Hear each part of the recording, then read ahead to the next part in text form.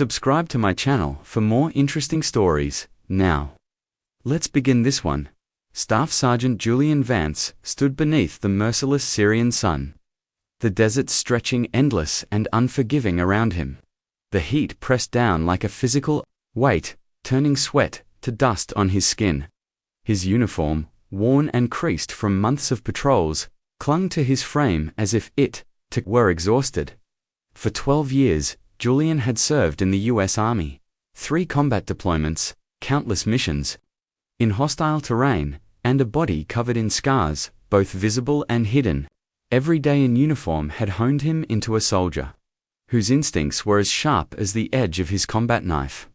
But today was different. In his calloused, dirt-streaked hands, he held a folded envelope, its paper worn soft from hours of being gripped. The handwriting on the front was unmistakable, the familiar loops and curves of his wife, Emily. That handwriting once brought warmth to his chest. Now, it tightened it painfully. He hadn't opened it yet. His eyes flicked toward the horizon, where the sun was beginning to sink behind sand dunes. The wind whispered past, carrying with it the distant sound of an engine, the chatter of radios, the low murmur of soldiers preparing for another patrol. Behind him, Corporal Drew Mathers leaned against the side of their dusty Humvee, peeling dust from his worn sunglasses.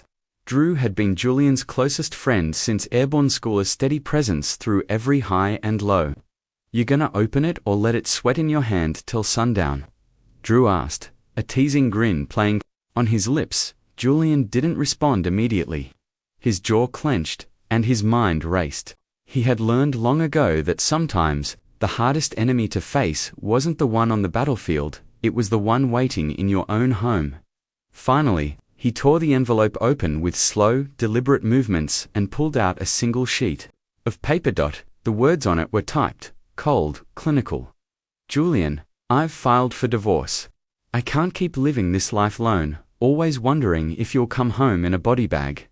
I've met someone. His name is Caleb. He's stable. He's here. I'm sorry, but this is what I need."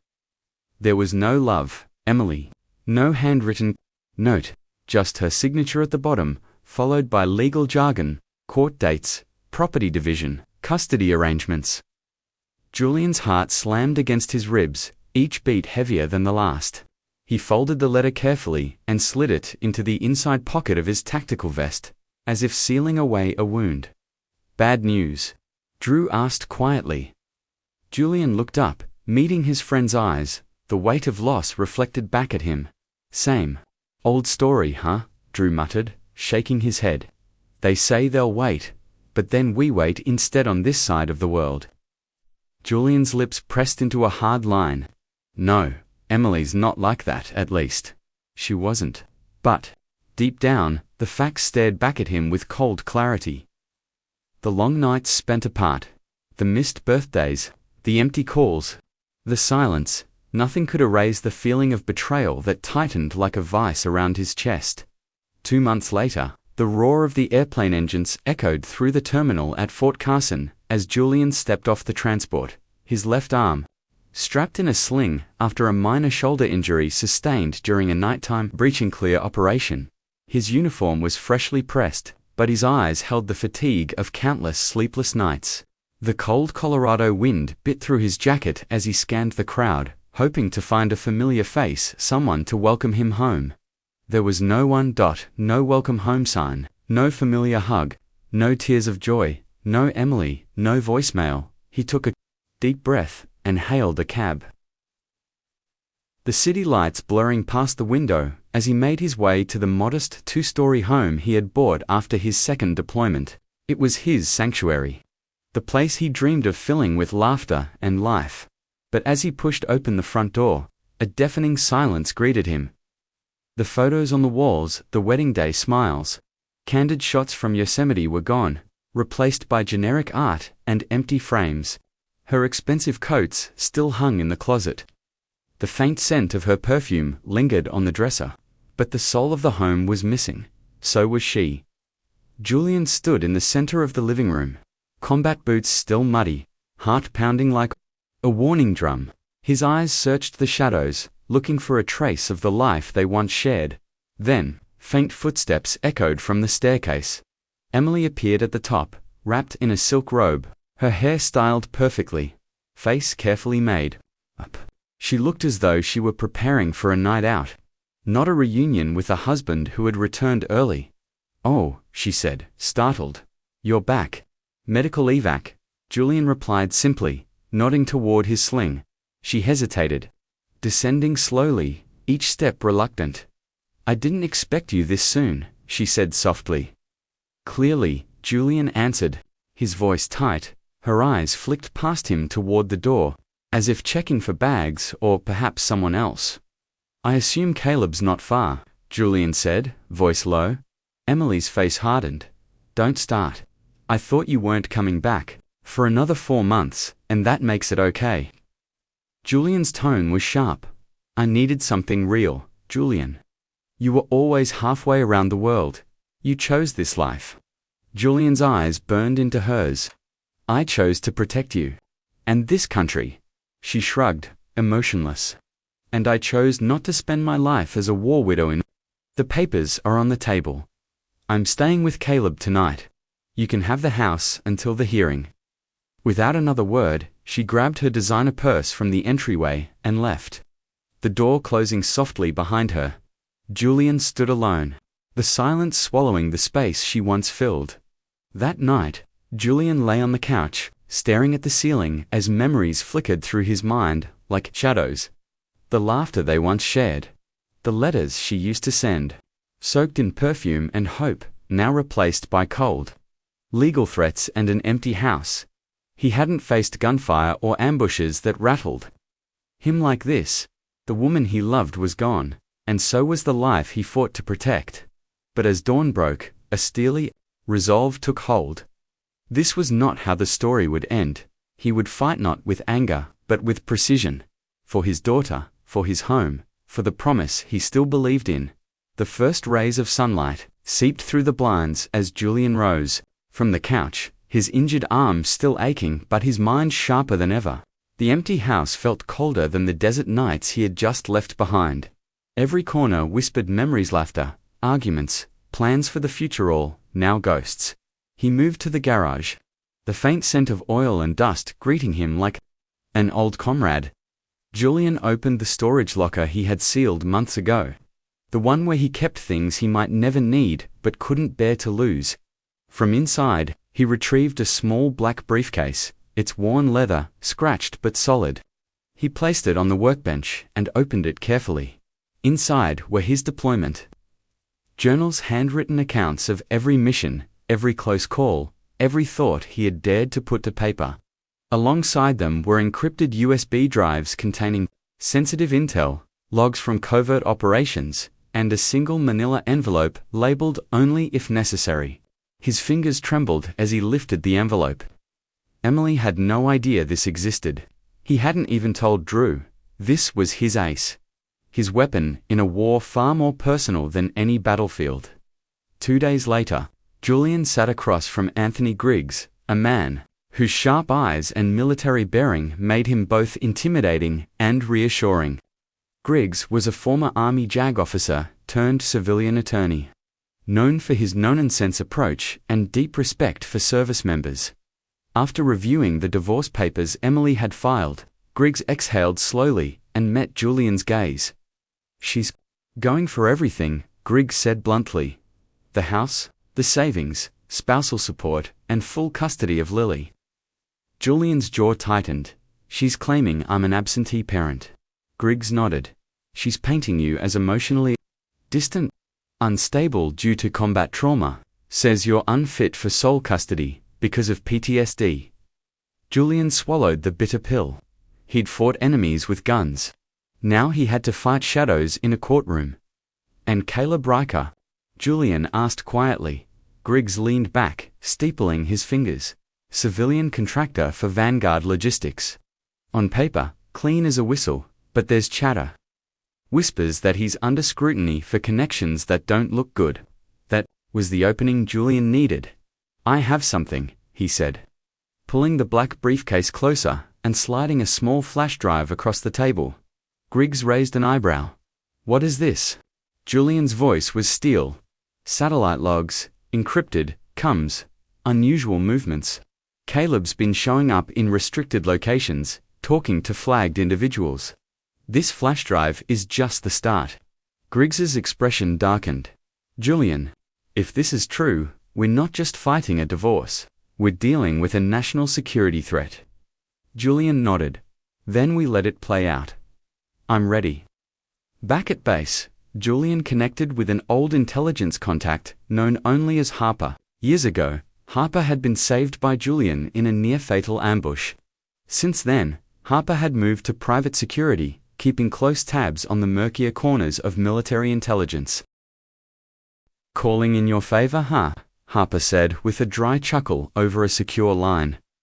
I need a deep background check on Caleb Riker, Julian said, voice low. Official records, financials, off the books, stuff, you want it all. Exactly. Harper paused. Give me 72 hours. Meanwhile, Emily was already moving aggressively through the legal system. Her attorney, Melissa Kern, was a shark known for devouring cases like these. At the preliminary hearing, Kern portrayed Julian as a ticking time bomb. Your Honor, Kern declared, Mr. Vance's multiple deployments, recent injury, and counseling for combat stress paint a picture of a man unstable to raise a child. Alone, Ms. Vance seeks full custody for Lily's emotional well-being. Julian's lawyer, Griggs, remained calm but firm. We will contest that claim. Evidence and witnesses will prove Mr. Vance's fitness as a father. Judge Delaney, a woman known for fairness but little patience for theatrics, peered over her glasses. Settle this before trial if possible. I don't want a custody war in my courtroom. Julian's resolve only hardened. There would be no settlement, while Caleb's shadow loomed, 3 days later. Harper called. You were right to be suspicious, he said. Caleb Riker is on multiple international watch lists, unauthorized trips to Turkey, Qatar, Djibouti, all hotbeds for black market intel brokers. Julian leaned in. Is he selling secrets? Harper hesitated. Bank activity is odd wire transfers from Shell, companies traced to Eastern Europe. This goes deep. Send everything you have. Julian met Griggs that evening. The dossier they compiled was staggering. Flagged communications, time-stamped satellite logs, and most a Minga hidden camera clip from a compromised server, showing Caleb in conversation with a man linked to a foreign intelligence agency. Griggs looked pale. This is espionage. Julian's voice was quiet but resolute.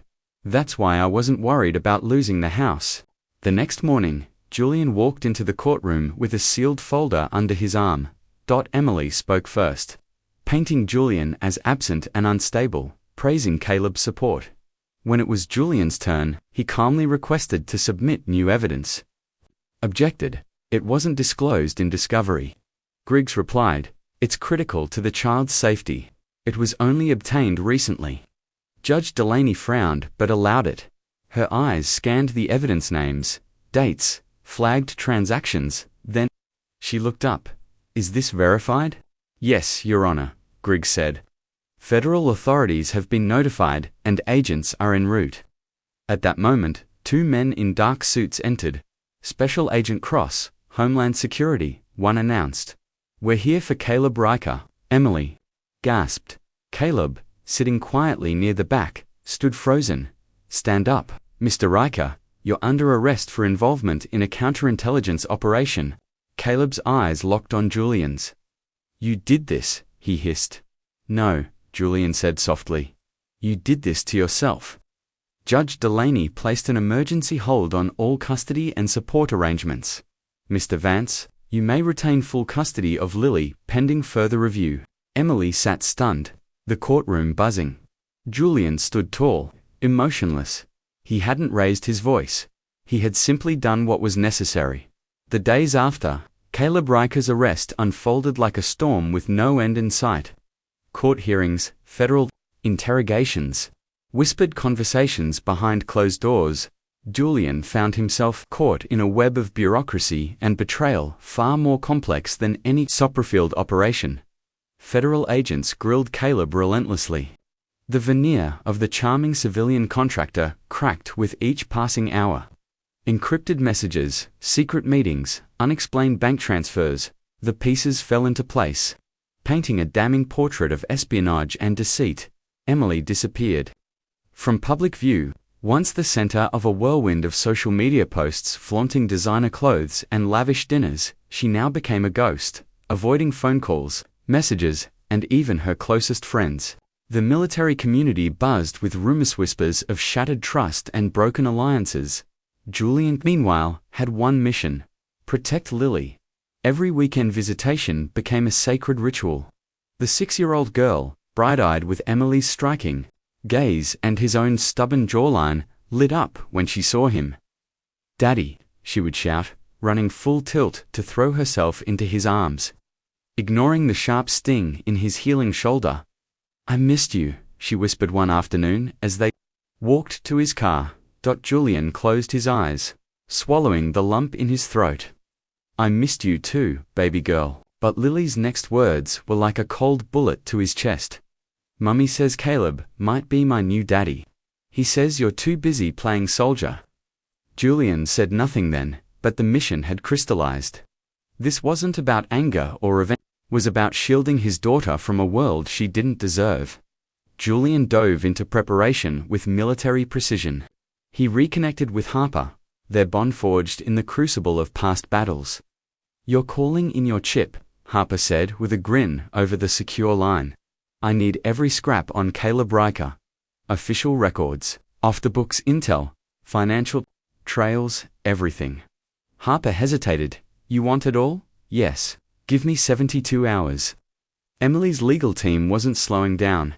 Melissa Kern pressed hard, trying to paint Julian as a damaged veteran unfit to parent. But Julian and Griggs fought back, presenting evidence of his fitness, his dedication, and now, the shadow that Caleb cast over their lives. Judge Delaney warned both sides to seek a settlement. Julian's jaw was set. This fight wasn't over. When Harper called back, his news confirmed Julian's darkest suspicions. Caleb's trips to Turkey, Qatar, Djibouti weren't sanctioned. He's tangled in a web of black market intel brokers. Is he selling secrets? Bank records show wire transfers from shell companies linked to Eastern Europe. It goes deep. Julian's breath hitched. "Send me everything." The dossier compiled was chilling. Dozens of pages, satellite logs, flagged communications, and the hidden camera footage that sealed Caleb's fate. Griggs looked pale. "Espionage charges." Julian nodded, calm but determined. "Now you see why I wasn't worried about the house." In court, Julian submitted the evidence. Emily's protests were met with federal agents stepping in to arrest Caleb. The courtroom held its breath. "Mr. Riker, you're under arrest," the agent said. Caleb's gaze bore into Julian's. "You did this." "No," Julian said softly. "You did this to yourself." Judge Delaney froze the custody case. "Mr. Vance, full custody of Lily is granted pending further review." The months that followed were grueling. The custody battle was not just legal, it was emotional. Emily's once bold facade crumbled. Under the weight of betrayal and loss, she vanished from the life she had claimed for herself. Julian's world shrank to one shining point. He spent hours reading to her, teaching her to ride her bike, and making a home safe from the ghosts of the past. One chilly afternoon, Julian picked up Lily from daycare. She ran into his arms, her smile brighter than the sun. "Daddy, are we going home now?" He hugged her tightly. "Yes, sweetheart, home." As they drove away, Julian glanced in the rearview mirror. Emily watched from a distance, eyes glistening with regret. But her posture told the story of defeat. Julian didn't look back. Some battles were fought in courtrooms, not combat zones. Some wars were won by holding on to what mattered most. 3 months later, Julian was back on active duty, stronger, more focused. His parents had moved in to help care for Lily, and the house slowly filled with life again. His phone buzzed. Harper's message flashed. "Intel suggests the network Caleb was part of is still active. They've gone dark but aren't done." Julian smiled grimly. "Good. Let's finish this, because some betrayals never go unanswered, some promises never break. And Sergeant Julian Vance never quits.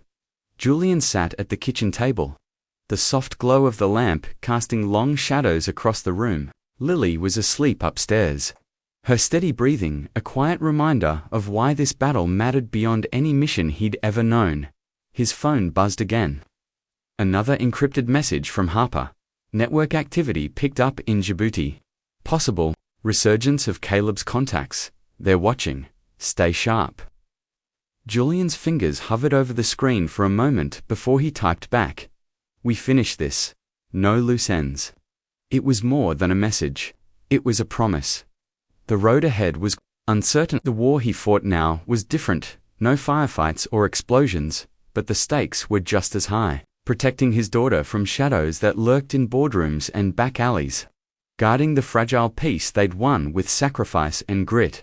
Julian thought back to the letter, the cold, clinical words that had shattered his world, but he also remembered why he fought for Lily, for the home they deserved, for the promise that no matter the cost, he would never quit. Outside, the night settled over the quiet Colorado neighborhood. Inside, the walls of the house echoed with new laughter. Tentative steps toward healing. Julian stood on the porch, looking up at the stars. Their distant light, a reminder of battles, past and hopes for the future. Some promises are stronger than betrayal. Some battles don't end with a gunshot, but with steadfast hearts. Sergeant Julian Vance was proof of that. This is where our story ends. What do you think? Share your thoughts in the comments below. Thanks for watching. If you enjoyed this story, please subscribe to the channel. It really helps a lot. Click on the video on the screen, and I'll see you in the next one.